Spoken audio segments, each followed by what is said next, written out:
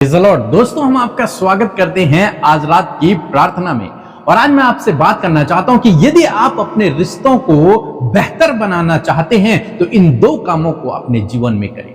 और यदि आपने इन दो कामों को अपने जीवन में अच्छे से कर लिया तो आपके रिश्ते बहुत बेहतर होंगे और आप अपने रिश्तों को एंजॉय कर पाएंगे। आपके जीवन में आनंद होगा और आशीषें होंगी। तो इसलिए इन दो कामों को जरूर करें। क्या है वो दो काम? कि आपको आदम और हवा की तरह नहीं बनना है। मीन्स क्या मतलब है इसका? आदम और हवा की तरह नहीं बनने का क्या मतलब है? जानते हैं उन्होंने क्या किया? अपने रिश्तों में उन्होंने एक दूसरे पर ब्लेम किया। इसलिए जो पहली जो बात है कि एक दूसरे पर ब्लेम न करें।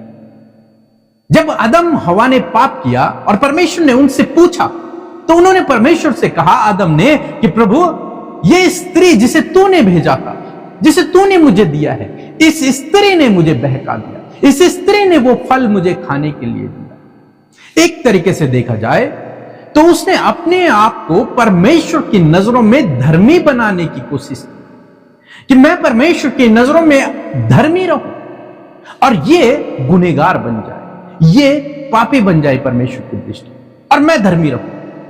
दूसरी बात हम लोग देखते हैं, उन्होंने सोचा मैं सही हूं और मेरा पार्टनर जो है वो गलत। हवा भी सोचती है कि मैं सही हूं और सांप गलत है, या फिर आदम गलत है।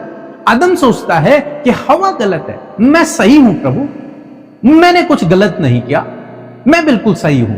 फिर हम देखते हैं कि वो क्यों एक दूसरे पर ब्लेम कर रहे हैं?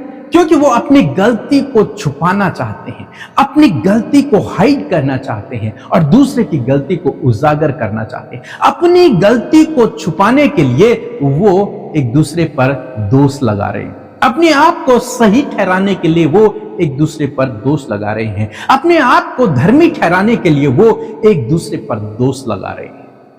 लेकिन परमेश्वर सब जानते हैं, परमेश्वर से कुछ भी छिपा नहीं है। इसलिए जब परमेश्वर ने न्याय किया तो सबके लिए बराबर किया, उनको सेम दंड दिया। आज समाज में इसी प्रकार से हो रहा है।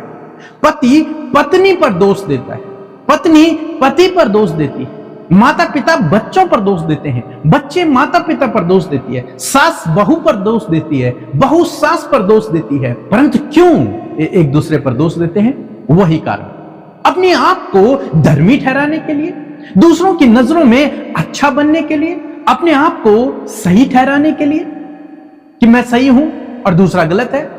अपने आप को सही ठहराने के लिए एक दूसरे पर ब्लेम करते हैं, अपने आप को धर्मी ठहराने के लिए एक दूसरे पर ब्लेम करते हैं, अपनी गलती को छिपाने के लिए वो एक दूसरे पर ब्लेम करते हैं ताकि मेरी गलती छिपी रहे और दूसरे पर पॉइंट आउट हो जाए। मैंने कुछ नहीं किया, मैं तो साफ हूं, मैं तो शुद्ध हूं, मैं तो पवित्र हूं, मैं तो धर्मी हूं, मैं तो कोई गलती नहीं करता, मुझ में कोई कमी नहीं है। लेकिन ये दूसरा, इसमें कमी है, इसमें गलती है, इसने गलत किया, इसने ऐसा किया, एक दूसरे पर ब्लेम करते हैं। तो यदि आप अपने रिश्ते को बेहतर बनाना चाहते हैं तो पहला काम, आपको एक दूसरे पर ब्लेम नहीं करना है, आपको एक दूसरे पर दोष नहीं लगाना है।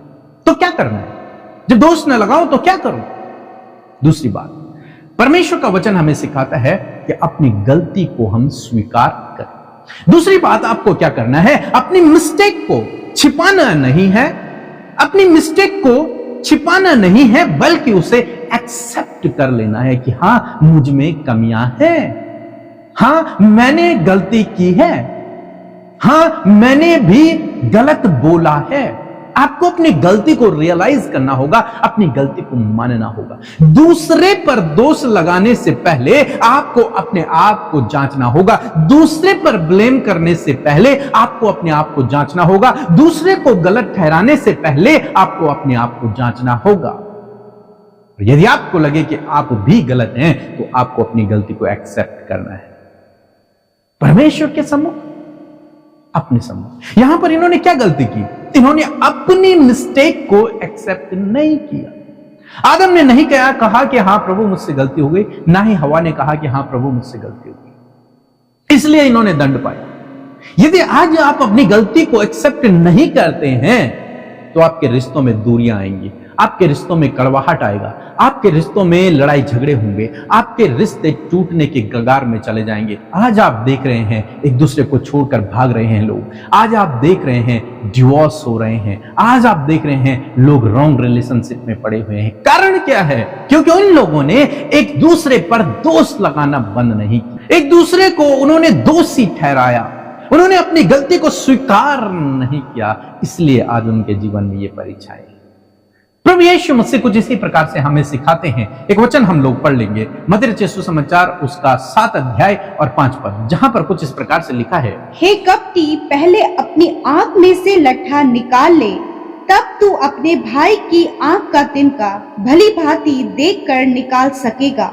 आमीन। दोस्तों, यहां पर परमेश्वर का वचन कहता है, अगर आप 3 पद से पढ़ेंगे तो वहां पर लिखा है कि तुझे अपने भाई के आंख का तिनका तो नजर आ रहा है, परंतु तुझे अपनी आंख का इतना बड़ा लट्ठा यानी कि तिनका, बड़ा तिनका नजर नहीं आ रहा। तेरी खुद की आंख में तो कुछ घुसा हुआ है, तुझे वो नजर नहीं आ रहा, लेकिन तू दूसरे की आंख में जो छोटा सा तिनका है उसे देख रहा है। कहने का क्या मतलब है? प्रभु यीशु मसीह कह रहे हैं कि पहले तुझे अपनी आंख का लट्ठा निकालना है, तब अपने भाई की आंख का तिनका निकालना। और आज क्या हो रहा है? लोग अपनी आंख का लट्ठा नहीं देख रहे हैं, बल्कि दूसरे की आंख का तिनका ढूंढने पे लगे हुए हैं। इसकी आंख में क्या कमी है, इसके जीवन में क्या कमी है, ये कहां गलती कर रहा है, इसने ये गलती की, इसने वो गलती की, लेकिन अपनी आंख में इतना बड़ा लट्ठा पड़ा हुआ है, उसे वो दिखाई नहीं दे रहा। अपने आप वो पाप में घुसा हुआ है, उसे वो दिखाई नहीं दे रहा। अपने आप में उसमें हजारों कमियां हैं, लेकिन उसे वो दिखाई नहीं दे रही।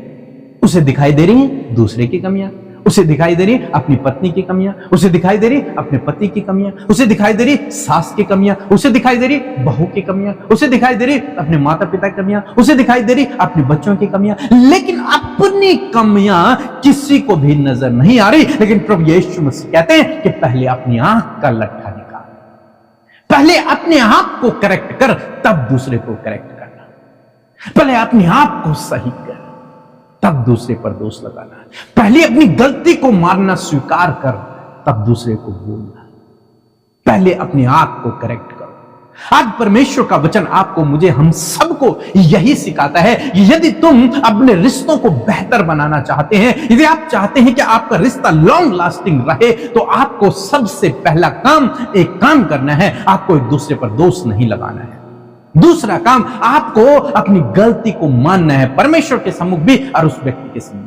आपको पहले अपनी आंख का लट्ठा निकालना, फिर दूसरे की आंख का तिनका निकालना। पहले अपनी कमियों को दूर करना है। पहले तुम रियलाइज तो करो कि तुम कमियों में, तुम्हारे अंदर कमियां हैं, गलतियां हैं। जब आप ये करेंगे तो आपका रिश्ता बहुत लंबा चलेगा, बहुत बेहतर होगा, कोई लड़ाई झगड़े नहीं होंगे, शांति बनी रहेगी, आशीषें, आनंद, प्रेम, खुशहाली आपके परिवार में हो। सो प्रभु आपको इस वचन के द्वारा बहुत आयत से आशीष दे।